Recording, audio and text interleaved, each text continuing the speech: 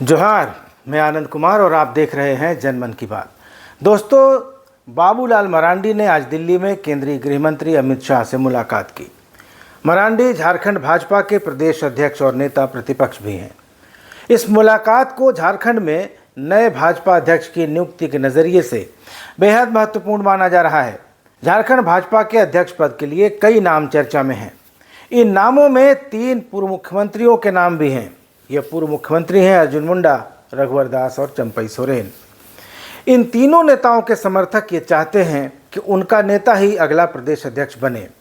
इसके अलावा पार्टी का एक बड़ा वर्ग यह मानता है कि पुराने चेहरों की बजाय अब पार्टी को नया नेतृत्व, नई लीडरशिप डेवलप करनी चाहिए, जो कार्यकर्ताओं में जोश भरे और बिल्कुल निष्प्राण हो चुके संगठन में एक नई ऊर्जा लाए और 2029 में होने वाले लोकसभा और झारखंड विधानसभा के चुनाव में पार्टी को कामयाबी दिलाए।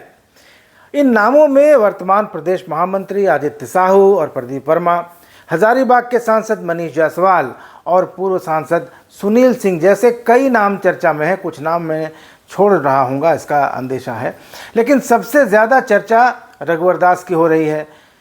उनके समर्थकों की माने तो अगला प्रदेश अध्यक्ष रघुवर दास ही बनने जा रहे हैं।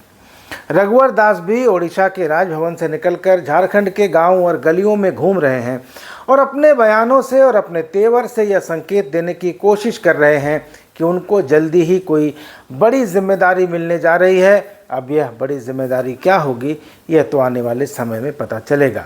हालांकि भाजपा में ही ऐसे कुछ लोग हैं जो इस अनुमान को बड़ी मजबूती से खारिज कर देते हैं, लेकिन बाबूलाल मरांडी को नेता प्रतिपक्ष बनाए जाने के बाद इस बात की संभावना बढ़ गई है कि अगला अध्यक्ष कोई गैर आदिवासी ही होगा, लेकिन वह ओबीसी होगा, दलित होगा या कोई सवर्ण होगा, इसको लेकर तस्वीर अभी पूरी तरह से साफ नहीं है। लगातार 2 विधानसभा चुनावों में 2019 में और 2024 में और 2024 के लोकसभा चुनाव में आदिवासियों ने भाजपा को खारिज कर दिया।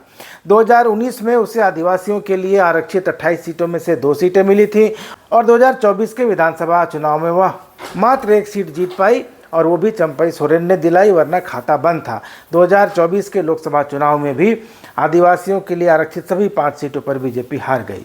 तो ऐसे में उम्मीद है कि कोई ओबीसी ही अगला प्रदेश अध्यक्ष होगा। अब किस जाति से होगा यह देखने वाली बात होगी। कुर्मी और वैश्य झारखंड की 2 सबसे बड़ी ओबीसी जातियां हैं। इनमें वैश्य की बात करें तो रघुवर दास तेली जाति से आते हैं, जो वैश्यों की उपजाति है। आदित्य साहू सूणी हैं। प्रदीप वर्मा स्वर्णकार जाति से आते हैं और मनीष जायसवाल, जैसा कि उनके सरनेम से जाहिर है, जायसवाल बनिया हैं। कुर्मी की अगर बात करें तो उनका दावा है कि आदिवासी के बाद सबसे बड़ी आबादी उनकी ही यानी कुर्मियों की ही है। आदिवासी सूची में शामिल करने का आंदोलन कुर्मी चला रहे हैं लंबे समय से, लेकिन फिलहाल कुर्मी भाजपा से रूठे हुए हैं और भाजपा का सबसे बड़ा पार्टनर आजसू, जो कि कुर्मियों की पार्टी माना जाता था, उससे भी कुर्मियों का मोहभंग होता दिखाई दे रहा है। फिलहाल कुर्मी, खासकर युवा और महिला वर्ग की बात करें तो उनका झुकाव जयराम महतो की तरफ है और आने वाले दिनों में बीजेपी को यह भी तय करना होगा कि एक पार्टनर के रूप में, एक अलायंस के रूप में वे आजसू के साथ बने रहेंगे या फिर किसी नए पार्टनर की तलाश करेंगे, जिसकी संभावना जताई जा रही है।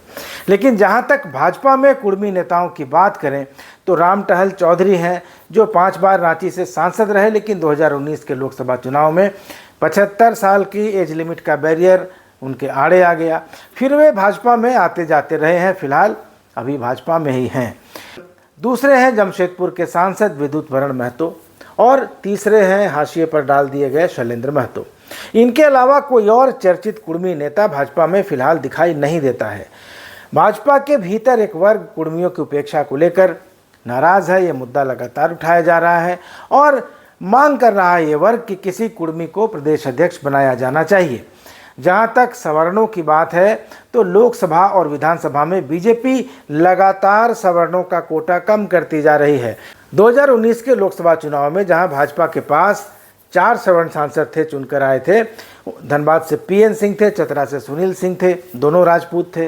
गोड्डा से निशिकांत दुबे ब्राह्मण थे और हजारीबाग से जयंत सिन्हा कायस्थ। लेकिन 2024 के चुनाव में बीजेपी ने सिर्फ 2 सवर्ण सांसदों को टिकट दिया बाकी 2 का टिकट काट दिया।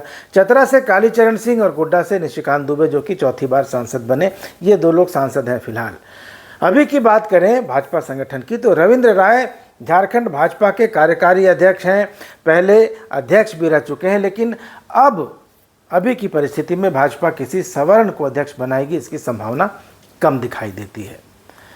दोस्तों, एक और जो बात है जो झारखंड के पत्रकारों ने, कुछ सीनियर पत्रकारों ने पिछले 4-5 महीने में नोटिस की है, वो ये है कि हेमंत सोरेन के प्रति भाजपा थोड़ी सॉफ्ट हुई है।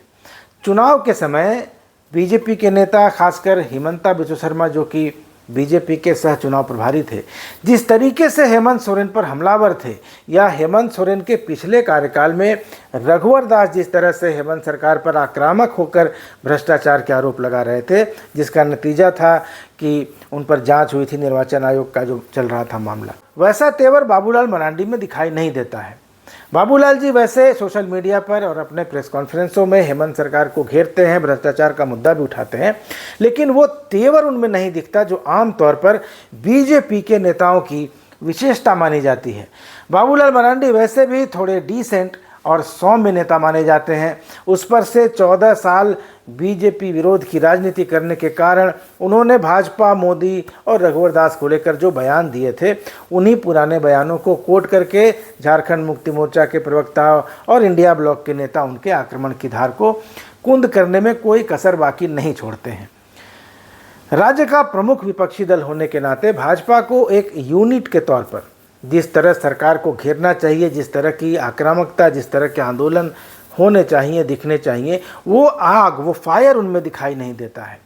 अब बीजेपी इतनी सॉफ्ट क्यों हो गई है, इसका कारण पता करना होगा, और ये भी पता करना होगा कि क्या नए प्रदेश अध्यक्ष का इंतज़ार हो रहा है जिनके आने के बाद कुछ धार दिखाई दे, या फिर अंदर खाने कुछ और पक रहा है जिसका अनुमान कुछ अनुभवी लोग लगा रहे हैं। दोस्तों, बिहार चुनाव में महागठबंधन की बैठकों में नहीं बुलाए जाने से झारखंड मुक्ति मोर्चा और हेमंत सोरेन नाराज बताए जाते हैं। हालांकि खुद हेमंत सोरेन इस मुद्दे पर मौन हैं, लेकिन उनकी पार्टी के महासचिव विनोद पांडे और सुप्रियो भट्टाचार्य ने जिस तरह के संकेत दिए हैं, उससे लगता है कि बिहार में अगर उपेक्षा हुई तो झारखंड पर इसका असर ज़रूर पड़ेगा।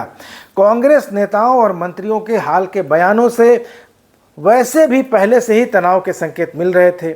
ऐसे में बिहार चुनाव में जेएमएम की अनदेखी क्या गठबंधन में टूट का कारण बनेगी, और क्या यह टूट इतनी आसानी से हो सकेगी?